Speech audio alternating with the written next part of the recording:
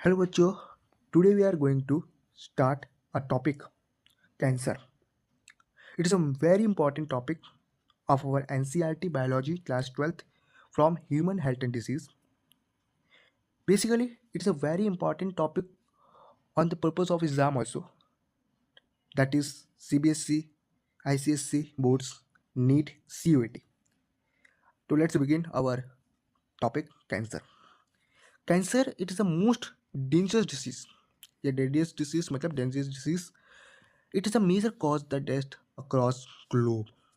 आपको पता है कि कैंसर बहुत ही डेंजरस डिसीज़ है, मतलब डेंजरस डिसीज़ है। ठीक है, डेंजरस डिसीज़ है। ठीक है, डेंजरस डिसीज़ है और ये बहुत ही ज़्यादा कॉज करता है अक्रॉस द मेजर कॉज करता है अक्रॉस द ग्लोब मतलब अर्थ। ठीक है, study of cancer called oncology.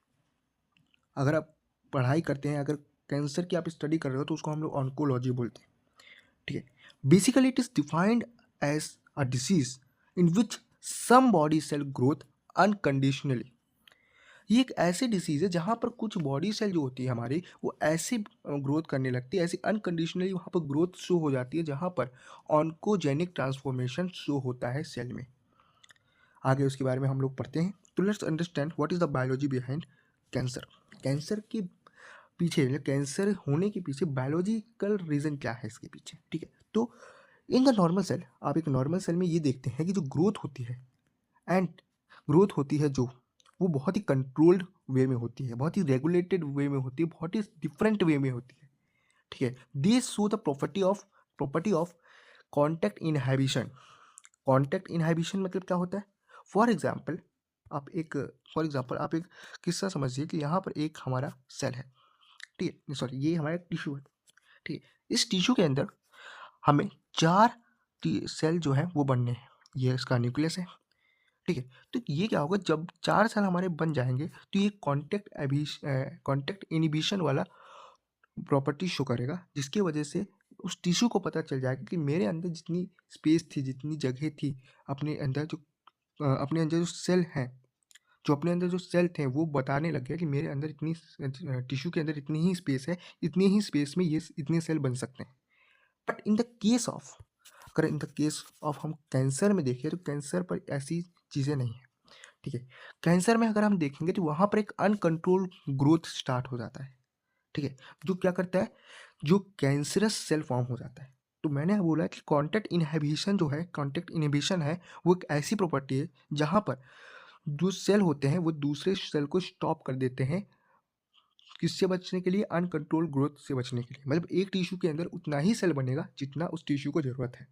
ठीक है, अब वहाँ पर कैंसरस सेल में क्या होगा कि यहाँ पर अनकंट्रोल्ड ग्रोथ होगी, जिसकी वजह से ये ट्यूमर फॉर्म कर लेंगे या न्यूओप्लाज्म फॉर्म कर लेंगे। न्यूओप्लाज्म फॉर्म मतलब यहाँ पर न्यू ग्रोथ स्टार्ट हो जाएगी और उसी को हम लोग बोलेंगे, क्योंकि बहुत सारी कंटिन्यूअस डिवीजन के कारण वहाँ पर एक बहुत बड़ा मास इकट्ठा हो जाएगा और इसी को हम लोग ट्यूमर्स कहते हैं। ठीक है, आगे बढ़ते, ट्यूमर्स के भी बहुत सारे प्रकार होते हैं। ठीक है, अब यहाँ पर आप लोग को एक नॉर्मल डायग्राम मैं आपको दिखा देता हूँ कि ये कैसे होता है।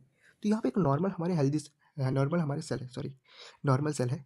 यहाँ पर एक एबनॉर्मल सी एक्टिविटी हुई जहाँ पर एबनॉर्मल सेल डेवलप हो गए। ठीक है, एबनॉर्मल सेल डेवलप होके ये मल्टीप्लाई होंगे और फिर यहाँ पर ट्यूमर बन जाएगा या न्यूक्लियोप्लाज्म बन जाएगा। यहाँ पर न्यू ग्रोथ हो गई है आपकी। ठीक है, न्यू ग्रोथ ग्रोथ यहाँ पर एक न्यू ग्रोथ हो गई है। ठीक है, अब टाइप्स ऑफ ट्यूमर्स पढ़ते हैं हम लोग। टाइप्स ऑफ ट्यूमर्स, ट्यूमर्स कितने प्रकार के होते हैं? तो ट्यूमर्स होते हैं एक बेनाइन ट्यूमर्स और एक होते हैं मैलिजेंट ट्यूमर। ठीक है, तो हम लोग it is unorganized mass of cell formed due to uncontrolled division of cell. Tumors are characterized sign of cancerous growth. These are broadly divided into two major types. तो इसका मतलब ये है कि जो कैंसर होते हैं, कैंसर के जो टाइप्स हैं, उनका ये डेफिनेशन का मतलब ये है कि ये जो अनऑर्गेनाइज मास बना है, किसकी वजह से बना है? अनकंट्रोल डिवीजन की वजह से। ठीक है, अनकंट्रोल डिवीजन की वजह से बना है, जो कि हमने पढ़ चुका है पिछले वाले स्लाइड में। हमने पढ़ चुका है कि यहाँ अनकंट्रोल डिवीजन होने के कारण कैंसरस सेल फॉर्म होते हैं, जिसकी वजह से एक ट्यूमर बन जाते हैं। ट्यूमर दो तरीके के होते हैं, एक बेनाइन ट्यूमर होता है और एक होता है मैलिजेंट ट्यूमर। ठीक है, अब बेनाइन ट्यूमर क्या होता है? ठीक है, अब जैसे आप यहाँ डायग्राम में देख रहे हैं कि जो बेनाइन ट्यूमर है वो एक नॉर्मल सा ट्यूमर होता है जो पूरी बॉडी को हार्म नहीं करता, मतलब other part of the body कोई भी डैमेज ये नहीं करेगा, ये बहुत कम डैमेज करेगा, उसी पार्ट में डैमेज करेगा जहाँ पर ये खुद फॉर्म हुआ है। तो they remain confined to their original location, ये ओरिजिनल लोकेशन में ही रहते हैं, ठीक है। And do not spread other body parts, ये अदर बॉडी पार्ट्स में स्प्रेड नहीं होते, they cause less damage to the body, ठीक है। इसलिए आपने देखा होगा कि बहुत सारे लोगों को ट्यूमर होता है, वो इसे ऑपरेशन करा के, ऑपरेशन मीन सर्जरी करा के निकलवा लेते हैं। बेसिकली क्या होता है कि इस पार्ट को डॉक्टर निकाल देता है जो ये बेनाइन ट्यूमर यहाँ पर बना था, ठीक है। It is a not metastatic, not malignant, non cancerous, non invasive, non causing and causing less damage, ठीक है। तो ये एक नॉन मैलिजेंट ट्यूमर आगे हम पढ़ेंगे तो आपको समझ आ जाएगा। Non cancerous, non invasive and non and cause little damage, ठीक है। इन्वेसिव मतलब एक जलनशील टाइप का चीज़ें होता है, मतलब इन्वेसिव, ठीक है। अब होता है मैलिजेंट ट्यूमर। मैलिजेंट ट्यूमर क्या है? मैलिजेंट मतलब हार्मफुल, ठीक है। They are the mass profiling cells called neoplastic और tumour cell. It is a mass profiling cell, ये बहुत ही ज़्यादा मास प्रोफाइलिंग मतलब बहुत अधिक मात्रा में पाए जाते हैं, ठीक है। This cell growth very rapid, अगर ये मैलिजेंट ट्यूमर आपके बॉडी में आ गया, हो गया, तो ये बहुत ज़्यादा रैपिड ग्रोथ करते हैं, invading and damage the surrounding tissue, ये बहुत जल्दी फैल जाते हैं और बहुत ज़्यादा डैमेज करते हैं, बहुत ज़्यादा तबाही मचाते हैं, नॉर्मल टिश्यू को भी ये तबाही मचाते हैं, ठीक है। तो वहाँ पर क्या हो रहा था, इन केस में कॉन्टैक्ट इनिबिशन के कारण ये ज़्यादा तबाही नहीं मचा पा रहे थे, ज़्यादा डैमेज नहीं कर पा रहे थे, बट यहाँ पर ये चीज़ बिल्कुल भी काम नहीं करती है, ठीक है। तो the cancerous cell cause other cell to strive incomplete nutrient with them, ठीक है। तो यहाँ पर मतलब the cancer cell cause other cell to strive they complete for nutrient with them। जो कैंसर सेल होते हैं वो कॉज करते हैं दूसरे सेल को, और दूसरे सेल को कॉज करते हैं और क्या करते हैं, उनकी जितनी भी न्यूट्रिएंट प्रॉपर्टी है, जितनी भी कंप्लीट न्यूट्रिएंट है, उनसे वो न्यूट्रिएंट्स ले लेते हैं, और सेल सॉल्ट मतलब removed from there from the tissue tumour and other region to the body through the blood flow, they start a new tumour, ठीक है। यहाँ पर क्या होता है कि जो ये ट्यूमर्स होते हैं वो धीरे धीरे उस पोजीशन से हट के ब्लड फ्लो के साथ नए जगह चले जाते हैं, नए रीजन चले जाते हैं, जहाँ पर वो अपना एक नया ट्यूमर डेवलप कर सके, ठीक है। क्योंकि ये क्या करते हैं, अदर सेल से तो अपना फूड जो न्यूट्रिएंट्स होते हैं तो वो तो स्ट्रेव कर लेते हैं, स्ट्रेव मतलब चुराना, स्ट्रेव कर लेते हैं, ठीक है। तो यहाँ पर क्या है, यहाँ पर आपको डायग्राम मिल रहा है कि मेलिजेंट ट्यूमर्स का कैसा है लुक, ठीक है। तो एक नॉर्मल सेल है, यहाँ एक नॉर्मल सेल है, और ये एक मेलिजेंट ट्यूमर है, ठीक है। आपका कॉज ऑफ कैंसर, कैंसर का कॉज क्या है?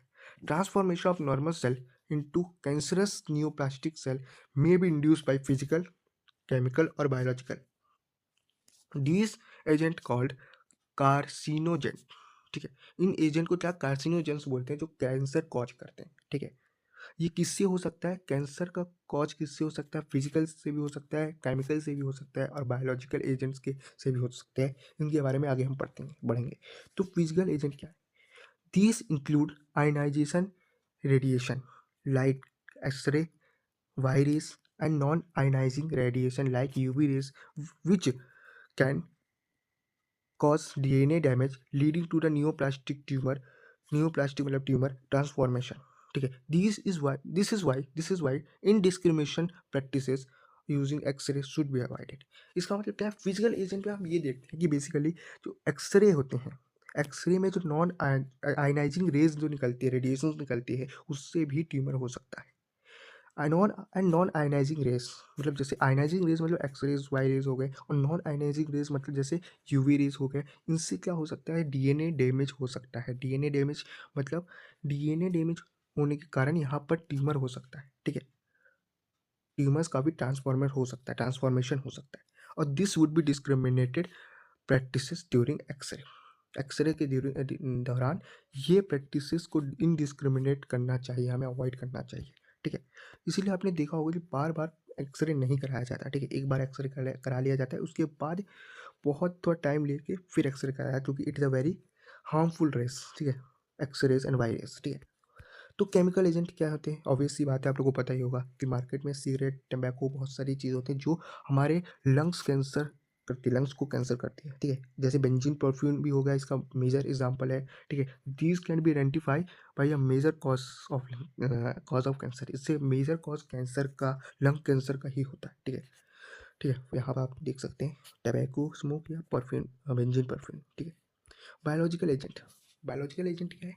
Biological agent these are the cancer causing viruses, जैसे oncogenic virus, tumour virus have gene called viral oncogene, ठीक है। तो इनके पास एक जीन होता है जो जिनको हम लोग क्या बोलते हैं, ऑन्कोजीन्स कहते हैं, ठीक है। तो ये बायोलॉजिकल एजेंट कौन कौन है? ये एक वायरसेस है, कुछ कॉजिंग वायरसेस है जिनको हम लोग ऑन्कोजेनिक वायरस और ट्यूमर वायरस कहते हैं, ठीक है।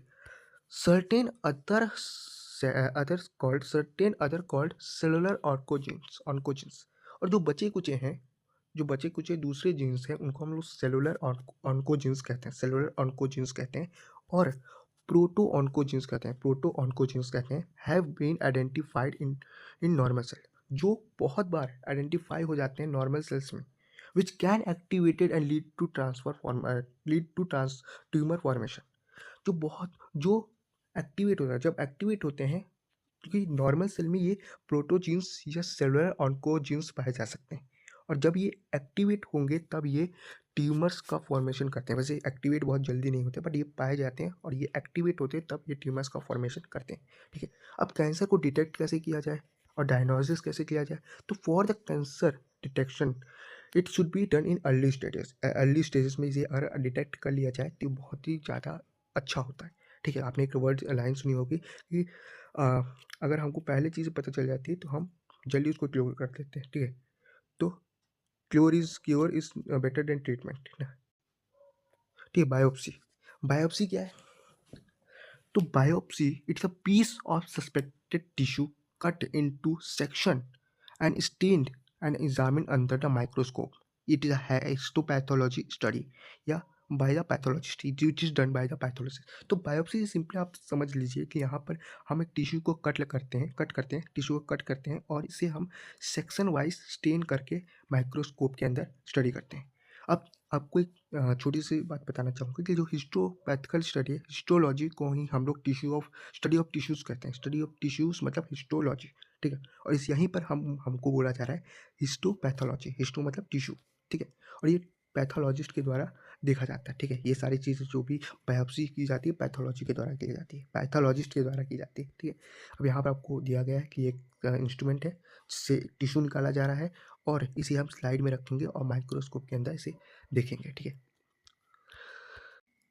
Blood examination also known as blood or blood marrow test, detection for abnormal cell और cancerous cell in our body, ठीक है। तो ब्लड एग्जामिनेशन में आप क्या समझते हैं? It is a basically blood test होगा या ब्लड मैरो टेस्ट होगा। ब्लड मैरो कहाँ पाई जाती है? हमारे बोन में पाई जाती है ब्लड मैरो, ठीक है। और cancerous cell in blood, early detection of the cancer is essential for it allow the disease to be treated successfully in many case. अगर ये डिटेक्शन में हम पा लेते हैं कि यहाँ पर कैंसर होने की संभावना है तो हम इसे मोस्ट ऑफ द केस में बहुत जल्दी से सक्सेसफुली ट्रीट कर सकते हैं, ठीक है। मोस्ट ऑफ द केस में यहाँ पर आप देख सकते हैं कि ब्लड का टेस्ट हम लोग कैसे कर रहे हैं, कैसे करते हैं, ठीक है। कैसे हो रहा है, ब्लड निकाला जाता है, फिर उसको हम एक सैंपल रूप में रखते हैं और उसके बाद इसकी रिपोर्ट निकालते हैं कि हाँ ब्लड में एक्चुअली कैंसर है कि नहीं। रेडियोग्राफी, ठीक है। अब आते हैं radiography. Radiography is a imaging technique that utilise X-ray, gamma ray or similar radiation to visualize the internal structure in cancer. With the help of x-ray it detects the cancer of internal organs, ठीक है। Radiography it is a imaging technique है, ये एक imaging technique है जो क्या करती है, एक्सरे रेस, गामा रेस और सिमिलर रेडिएशन भेजती है। किस लिए भेजती है? विजुलाइज करने के लिए कि जो इंटरनल स्ट्रक्चर है उनको विजुलाइज करती है और उससे क्या करते हैं यहाँ पर कि हम कैंसर की डिटेक्शन करते हैं with the help of X-ray. ये क्या करेगा कि कैंसर को डिटेक्ट करेगा with the help of internal organs, ठीक है। अब यहाँ पर मैंने आपको फिगर बना के दिखाया कि ये कैसे फिगर बना हुआ है, आप लोग इसको देख सकते हैं, ठीक है। अब आते हैं कंप्यूटर टोमोग्राफी, सिटी स्कैन, जिसको आप लोग बहुत ही प्यार से बोलते हो CT scan. It is a vital role, plays a vital role in cancer detection and management. It provides a detailed 3D image of tumor, revealing the size, shape, location with the help of X-ray. ठीक है, तो x ray की मदद से यहाँ पर हम 3D image की डिटेल हम यहाँ पर प्रोवाइड निकाल सकते हैं। 3D इमेज हम निकाल सकते हैं, उनके साइज, शेप और लोकेशन भी निकाल सकते हैं। ठीक है, यहाँ पर क्या हो रहा था, हम लोग कंप्यूटर टोमोग्राफी में क्या हो रहा था कि हम एक्सरे की मदद से हम यहाँ पर इंटरनल ऑर्गन को चेक कर पा रहे थे। वहीं पर कंप्यूटर टोमोग्राफी में हम लोग 3D इमेज निकाल सकते हैं एक्सरे की मदद से। ठीक है, मैग्नेटिक रेजोनेंस इमेजिंग। ठीक है, तो इसको आप लोग MRI बोलते हो। Magnetic resonance imaging imaging MRI is a medical imaging technique. ये एक मेडिकल इमेजिंग टेक्निक है that use strong magnetic field. ये बहुत ही स्ट्रॉन्ग मैग्नेटिक फील्ड को यूज करती है, radio waves which use strong magnetic field and radio waves to produce detailed image of the body। ठीक है, इंटरनल स्ट्रक्चर, बॉडी से internal structure को निकालने के लिए, टू प्रोड्यूस करने के लिए, इंटरनल स्ट्रक्चर को निकालने के लिए बहुत strong, very strong radio waves का इस्तेमाल करती है। ठीक है, it is a particularly effective for visualising soft tissue. Soft tissue को विजुअलाइज करने के लिए making the preferred method for diagnosis neuro मस्कुलो skeletal disorder and various tumours को एक बहुत ही अच्छे से विजुअलाइज करने के लिए ये बहुत ही इफेक्टिव तरीका है। ठीक है, बहुत ही इफेक्टिव टेक्नोलॉजी है, टेक है। ठीक है, it involve the non ionising radiation. ये नॉन आयनाइजिंग रेडिएशन को यूज़ करती है एंड स्ट्रॉन्ग मैग्नेटिक फील्ड को यूज़ करती है फॉर डिटेक्शन ऑफ कैंसर। ठीक है, टू ठीक है, for detection of cancer, pathological and physiological change in living tissue. और ये सबसे खास बात, ये किसको डिटेक्ट कर रही है, पैथोलॉजिकल फिजियोलॉजिकल चेंज जो हो रहे हैं लिविंग टिश्यू में। यहाँ पर मैग्नेटिक रेजोनेंस मशीन का आपका फोटो है। ठीक है, तो यहाँ पर आप समझ लो, इतना समझ लो कि मैग्नेटिक रेजोनेंस मशीन जो है, मैग्नेटिक रेजोनेंस इमेजिंग है जो MRI है, वो मेडिकल टेक्निक एक ऐसी मेडिकल टेक्निक है जो मैग्नेटिक फील्ड और रेडियो वेव्स का इस्तेमाल करके डिटेल इमेज निकालती है बॉडी के इंटरनल स्ट्रक्चर को। ये बेसिकली विजुअलाइजिंग के लिए यूज़ होता है फॉर सॉफ्ट टिश्यू। ठीक है, और न्यूरोलॉजिकल कंडीशन, स्केलेटल डिसऑर्डर भी बहुत सारे यहाँ पर निकल जाते हैं। अगर इसको हम लोग MRI कराते हैं तो इससे बहुत सारी चीज़ें हमें पता चल सकती हैं। ये एक नॉन आयनाइजिंग रेडिएशन का यूज़ करती है, जिसकी वजह से हम इंटरनल लिविंग टिश्यू की फिजियोलॉजिकल एंड पैथोलॉजिकल चेंजेस के बारे में जान सकते हैं। अब ट्रीटमेंट ऑफ कैंसर, हमने ये तो जान लिया कि यहाँ पर हम ये तो जान लिया कि अब कैसे हम डायग्नोसिस कर सकते हैं, बट इसका ट्रीटमेंट क्या है। तो बेसिकली अगर बोला जाए, सीधी सी बात में बोला जाए, तो इसकी कोई भी आज तभी तक ट्रीटमेंट नहीं है। अभी हालांकि अभी एक न्यूज़ आई है, बहुत ही इम्पोर्टेंट न्यूज़ है, NE न्यूज़ है हमारी, बहुत ही इम्पोर्टेंट, हमारी नहीं मतलब अभी ग्लोबल में ये बहुत ज़्यादा न्यूज़ फैली हुई है कि रशिया के साइंटिस्ट हैं, रशिया के साइंटिस्ट और डॉक्टर की टीम ने एक वैक्सीन बना ली है, एक वैक्सीन डेवलप कर ली है, जिसमें उन्होंने ये दावा किया है कि जो ट्यूमर्स के टिश्यू हैं, उनमें उसके वहाँ पर वैक्सीन है। वैक्सीन क्या करेगी, जो ट्यूमर के टिश्यू के साथ लड़ने, या ट्यूमर्स का जो वायरस है, ट्यूमर्स का वायरस है, या ट्यूमर्स जहाँ पर फैला हुआ है वहाँ पर उस इम्यून सिस्टम को इंक्रीज करेगी, जिसकी वजह से उस ट्यूमर को जल्द से जल्द ख़त्म किया जा सके। जो ट्यूमर जितना ज़्यादा फैल रहा है, उस ट्यूमर को जल्दी जल्दी ख़त्म किया जा सकते, और उसके लिए वो वैक्सीन लगाई जाएगी for increasing our immune system. और ये बहुत ही ज़्यादा कम हमको हार्म करेगा, मतलब जैसे 75% ये काम करेगी, मतलब 70 to 85% काम करेगी, बट ये बहुत ही कम हमको हार्म करेगा। इसकी बहुत कम चांसेस है कि हमें ये बहुत कम साइड इफ़ेक्ट देखने को मिले। तो ये बहुत ही लेटेस्ट न्यूज़ थी, मेरे को लगता था कि आपको बता दिया जाए, तो बहुत ज़्यादा लेटेस्ट न्यूज़ थी जो आपको बतानी चाहिए थी, तो मैं आपको बता दिया। बेसिकली अभी तक तो इसका एक बहुत ही पक्का बोला जाए कि हाँ एकदम ठीक ही हो जाएगा, ये नहीं है। फर्स्ट और सेकेंड केस बेसिकली ये ठीक किया जा सकता है बाय द कीमोथेरेपी, इम्यूनोथेरेपी करके। ठीक है, बट बेसिकली थर्ड स्टेज में ये थोड़ा रिस्की हो जाता है। ठीक है, तो कैंसर, अब आगे बढ़ते हैं। Cancer treatment typically involve the combination produced such as surgery, radiotherapy, and chemotherapy, immunotherapy, tailored into the specific individual specific cancer type of stage। अब एक्चुअली बहुत सा फर्स्ट स्टेज का अगर कैंसर होगा तो सर्जरी और रेडियोथेरेपी पे से आराम से सही हो जाएगा, पर सेकंड स्टेज और थर्ड स्टेज के अंदर कीमोथेरेपी, इम्यूनोथेरेपी और बहुत इम्यूनोथेरेपी या हो सके रेडियोथेरेपी के साथ साथ इसे हम इन्वॉल्व कर सकते हैं। यहाँ पर हमने लिखा हुआ है कि कैंसर जो है ट्रीटमेंट जो है ये typically involve the combination of procedure. ठीक है, ऐसा नहीं है कि आप केवल कीमोथेरेपी ही अपना रहे हैं। आप आप अगर आपके स्टेज पर डिपेंड करता है कि आप अगर जाएंगे, अगर कोई भी थेरेपी लेने जाएंगे कैंसर की, तो कीमो या इम्यूनोथेरेपी एक साथ करवा रहे हैं या सर्जरी या रेडियोथेरेपी एक साथ हो रही है। ठीक है, तो बहुत सारे प्रोसीजर लग सकते हैं कैंसर के ट्रीटमेंट के लिए। ठीक है, वो किस में डिपेंड करता है कि इंडिविजुअल के पास कौन सा टाइप का कैंसर है और किस स्टेज का कैंसर है। ठीक है, अब सर्जरी की बात किया जाए तो ट्यूमर्स होते हैं जो कैंसरस टिश्यू होते हैं involve by the surgery further spread of the cancer cell. ठीक है, तो tumours cancerous tissue are remove by the surgery. जैसे एक ट्यूमर, एक जगह ट्यूमर बन गया, ये कैंसरस टिश्यू है, तो वो बेसिकली नॉर्मल सर्जरी से रिमूव हो जाएंगे। ठीक है, यहाँ पर आप फिगर देख सकते हैं जो यहाँ पर बना हुआ है। रेडियोथेरेपी क्या है या रेडिएशन थेरेपी, यहाँ पर हमें नाम से ही समझ में आ रहा है कि रेडियोथेरेपी, रेडियो मतलब रेडिएशन। ट्यूमर सेल क्या होते हैं, वो रेडिएट होते हैं, रेडिएट इरेडिएटेड लेदरी मतलब यहाँ पर हम जो ट्यूमर सेल होते हैं उसको रेडिएशन दिया जाता है प्रॉपर केयर के साथ और प्रॉपर इन्वायरमेंट के साथ, इससे रेडिएशन दिया जाता है। फॉर एग्जांपल आयोडीन I-131 अंदर एक आइसोटोप होता है जो थायराइड कैंसर को ठीक करने में मदद करता है। ये रेडिएशन थेरेपी का आपको एक फोटो है। ठीक है, अब कीमोथेरेपी, अगर हम कीमोथेरेपी की बात किया तो कीमो मतलब केमिकल। ठीक है, कीमो मतलब केमिकल। ठीक है, तो ऑफन कॉल कीमो, इसको हम लोग कीमो भी बोलते हैं, कीमोथेरेपी को हम लोग कीमो भी बोलते हैं। तो treatment of a cancer by using strong medicine, आपको मैं बताया था केमिकल। ठीक है, तो स्ट्रॉन्ग मेडिसिन के द्वारा हम लोग इसका कैंसर का इलाज कर रहे हैं। It is use to kill the cancer cell और स्टॉप देम फ्रॉम ग्रोइंग। हम क्या करें यहाँ पर कैंसर को किल कर रहे हैं या इसकी ग्रोथ को इनहिबिट कर रहे हैं। ठीक है, एग्जिबिट कर रहे हैं, मतलब हम इसको रोक रहे हैं। ठीक है, ग्रोथ को रोक रहे हैं। इट इज गिवन अलोन और along the with the treatment like surgery radiation।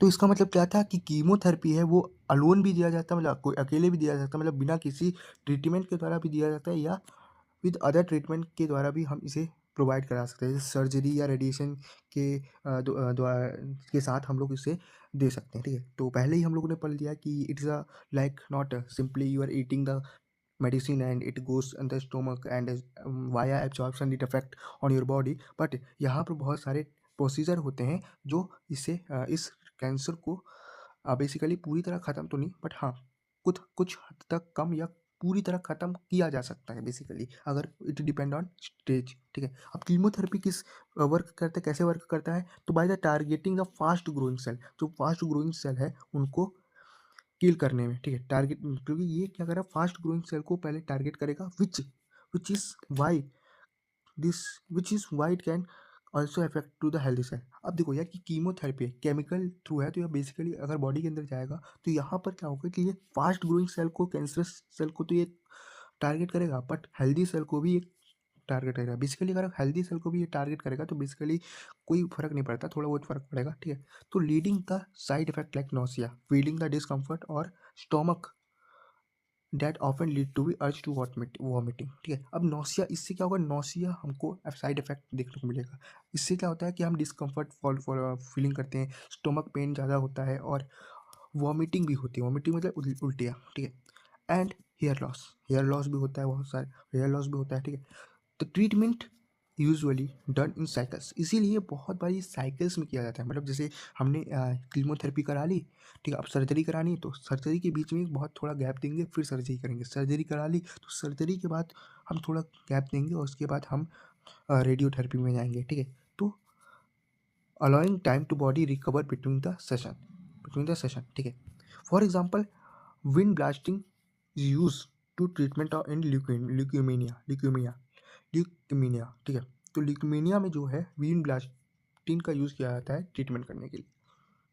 ठीक है, ये कुछ डायग्राम से आप देख सकते हैं, फोटोज़ हैं। ठीक है, पहला है एक पेशेंट जो है कीमोथेरेपी के बाद बैठा है ऐसे। ठीक है, और एक है साइड इफेक्ट है कीमोथेरेपी के। अब आता है इम्यूनोथेरेपी। नाम से समझ आ रहा है कि हम यहाँ पे इम्यून सिस्टम की बात कर रहे हैं। इम्यून सिस्टम की बात कर रहे हैं, इम्यून सिस्टम की बात करेंगे, ठीक है। तो immunotherapy is a cancer treatment that harness या बूस्ट कर देता है our immune system to identify and destroy the cancer cell, ठीक है। The use of alpha interferon, यहाँ पे एक अल्फा होना चाहिए, यहाँ ए लिखा है, मतलब alpha इंटरफ्रॉन biological response modifiers activate the immune system how patient and help the destroying the tumour. मतलब यहाँ पे क्या होता है कि हम अल्फा इंटरफ्रॉन्स को यूज़ करते हैं जो एक्टिवेट करता है हमारे इम्यून सिस्टम को, और पेशेंट के इम्यून सिस्टम को एक्टिवेट करता है, और क्या करता है, डिस्ट्रॉइंग ट्यूमर सेल, हेल्प करता है ट्यूमर सेल की डिस्ट्रॉय करने में। Immunotherapy aim to enhance the restore immune system ability to recognise and eliminate the malignant cell. अब पहली बात क्या है कि जो कैंसरस सेल होते हैं वो बेसिकली इम्यून सिस्टम को बहुत ज़्यादा कम कर देते हैं। तो यहाँ पर हम इम्यून सिस्टम को बढ़ाते हैं, किस लिए, ताकि ये अपने सेल को रिकॉग्नाइज करे, अपने सेल को रिकॉग्नाइज करके मैलिजेंट सेल को मारे, ठीक है, अपने सेल को रिकॉग्नाइज करके एलिमिनेट करे, किसको, मेलिजेंट सेल को। तो यही के साथ हमारे ये कैंसर का एक बहुत ही अच्छा सा टॉपिक ख़त्म होता है।